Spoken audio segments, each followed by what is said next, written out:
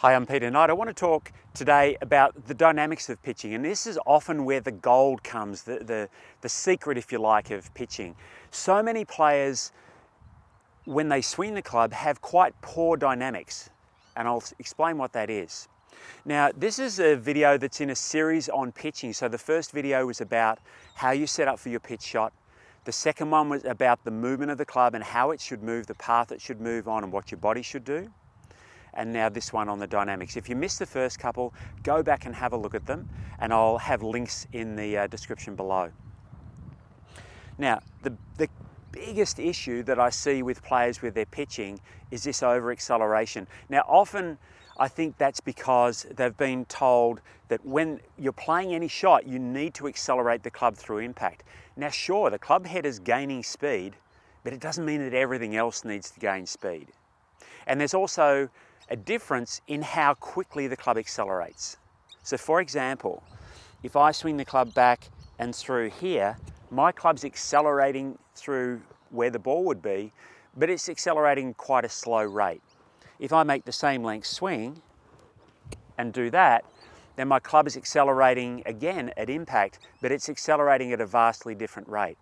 Now think of this, if I said to you, I want you to make a short pitch swing, but what I want you to do is I want you to accelerate the club as hard as you can through impact. Now your initial response would be your body would tighten at the start of the swing and it would stay tight during the motion. What do you think that'll do for your ability to have feel for the shot, feel for the swing length, and feel for a rhythmic motion? It'd really upset it. Better to think what you want to do is allow the club to accelerate at as slow a rate as possible. Sounds a bit strange, doesn't it? So if I'm hitting a shot to my target, which is out there about 35 meters, now this is with a standard pitching wedge, so 46, 48 degrees. If I'm using a more lofted club, I'll need more speed and I'll need a different length swing. But with this one, even hitting the ball 35 meters, my thought is I want to swing the club back and through and have it accelerating through impact at as slow a rate as possible.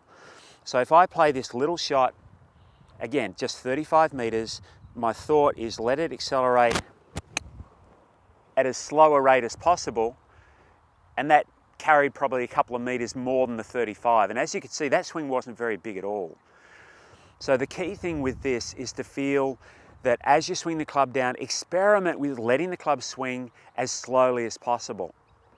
Now, if I use my Lob Wedge, which has got 60 degrees on it,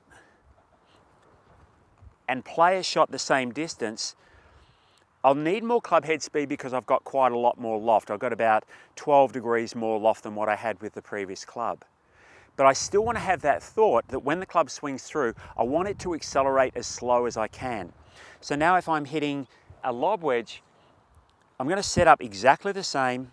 My swing's the same, except it's going to be a different length, which means that when I strike the ball, it'll have more speed on it.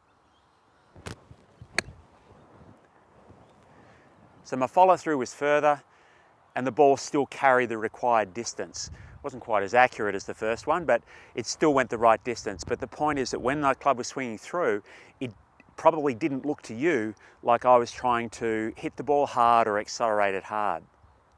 If you get to the point where you do feel like you're really having to hit the ball hard, you probably need to change wedges.